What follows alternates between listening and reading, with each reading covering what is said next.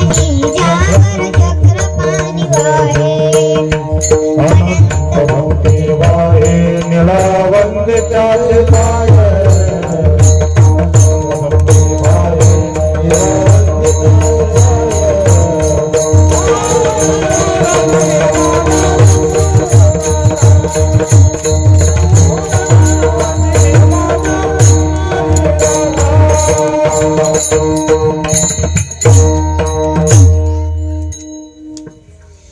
एकनाथ महाराजांच्या घरी देवानी गावडीने पाणी वाहिले नव्हे तर एकनाथ महाराज कीर्तनाला उभे राहिले की देव चोपदार म्हणून त्यांच्या पाठीमागे उभा राहायचा.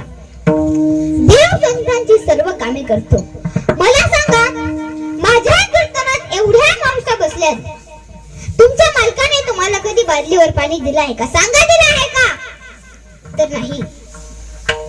अहो, माझ्या जनाबाईला देव गरमगार पाणी आणून द्यायचा. एक दिवस देवाने जनाबाईंची गंमत करायचे ठरवले आणि जनाबाईंच्या अंगावर जरा जास्तच गरम पाणी टाकले. जनाबाईने देवाला शिव्या द्यायला सुरुवात केली.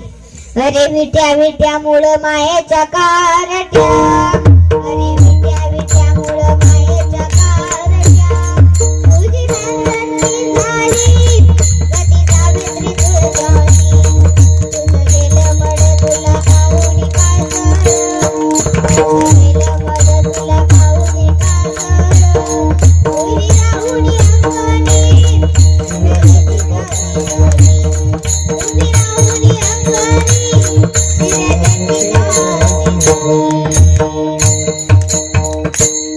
मला सांगा, जगाच्या बापानं संतांच्या दारात राबावं कशामुळे?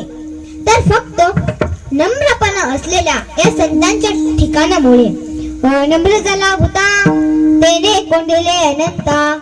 अनंत म्हणजे कोण? ज्याच्या अंगी अनंत नाही असा तो देव. पंढरीचा पांडुरंग, देवाचाही देव बळीया माझा पंढरी राव. अहो, ज्याप्रमाणे आपण देवाला भक्ती आणि भाव अर्पण करतो, तसा तो देव भक्तांनाही देतो. त्यांच्या सर्व इच्छा अपेक्षा पूर्ण करतो. जनाबाईंसोबत दळण दळू लागतो तो देव. जनाबाईला अंघोळ घालतो तो देव. सज्जन कसायास वास विकायला लागतो तो देव. संत सखूसाठी तर संसारात राबला तो देव. 5 वर्षाच्या नामदेवरायांसाठी जेवतो तो देव. एकदा दामाजी पंथ यांना यायला उशीर झाला. कापड विकण्याचा व्यवसाय होता त्यांचा. वडिलांना उशीर झाला म्हणून नामदेवरायांच्या आईने नैवेद्याचे ताट नामदेवरायांना दिले आणि सांगितले, नामा, आज तुझ्या वडिलांना उशीर झालाय, देवाला नैवेद्य दाखवून ये. 5 वर्षाच्या नामदेवरायांनी नैवेद्याचे ताट हातात घेतले आणि निघाले पांडुरंगाच्या मंदिराकडे. मंदिरात पोहोचले. नैवेद्याचे ताट देवासमोर ठेवले. बराच वेळ झाला देव काही जेवणा. 5 वर्षाचे नामदेवराय देवाकडे पाहतात आणि म्हणतात, देवा तुला राग आला का? देवा,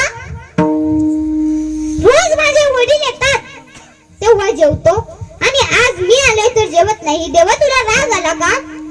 देवा, तू जर आज जेवला नाही तर इथं तुझ्या पायरीवर डोका आपटून नाम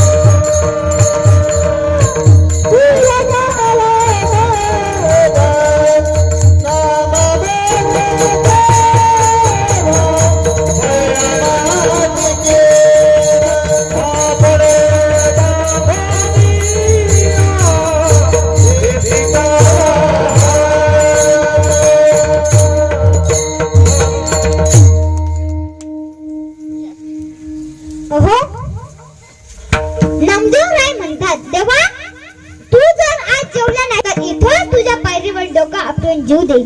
महाराज नामदेवरायांनी डोकं आपटायला सुरुवात केली. नामदेवरायांचे पाहून देव हे घाबरला आणि प्रगट झाला. मला द्या तिचा मूर्ती जेवी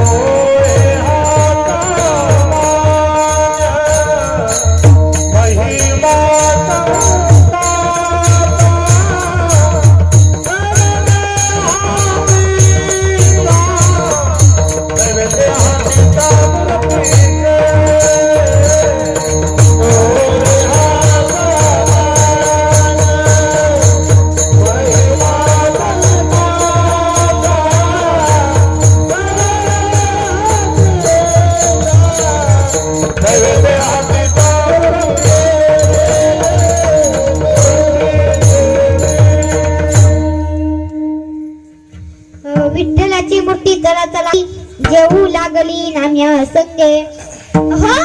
नामदेवरायांचे पाहून देवही घाबरला आणि प्रगट झाला. नैवेद्य खाऊन झाल्यावर देव नामदेवरायांना सांगतायत नमा तुझ्या ताटातला नैवेद्य खाल्ला कुणाला सांगू नकोस ना भेदर अख्खं पंढरपूर मला जेव घालून माझं पोट दुखन मला अपटून होईल. नामदेवराय म्हणतात देवा कुणालाच सांगणार नाही. नामदेवरायांनी आपले ताट उचलले आणि घरी निघाले. रिकामे ताट पाहून नामदेवरायांच्या मातोश्रीने विचारले नामा ताटातला नैवेद्य कुठे आहे. नामदेवराय काहीच बोलायला तयार नाही. परत विचारले तरीही काहीच नाही.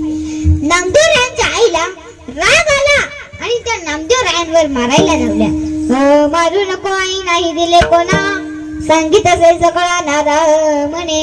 आई आई मारू नको आई आई कुणाला नाही दिला. आई देव जेवला.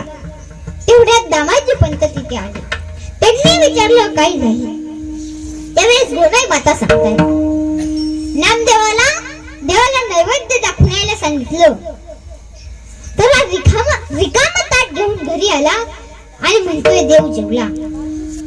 नामा खोटं बोलतो का. नाही बाबा खरंच देव जेवला. परत नैवेद्य बनवला. नैवेद्याचे ताट नामदेवरायांच्या हातात दिले. नामदेवराय पुढे आणि दामाजी पंत पाठीमागे निघाले. पांडुरंगाच्या मंदिरात पोहोचले. नामदेवरायांनी नैवेद्याचे ताट देवासमोर ठेवले आणि म्हणाले देवा आपल्या भक्तासाठी परत एकदा जेवण. परिणा परत देव प्रगट झाला आणि नैवेद्य खाऊ लागला. मागे उभे राहिलेले दामाजी पंत रडत देवापुढे आले आणि म्हणाले 12 वर्ष तुझा उपवासी मारिले आधी जेवविले नाम देवे. देव भक्तासाठी जेवतो. देव भक्तांच्या इतका अंकित असतो. हे शूरत्वाचे लक्षण आहे. हेच तुकोबर आहे अभंगाच्या द्वितीय चरणात.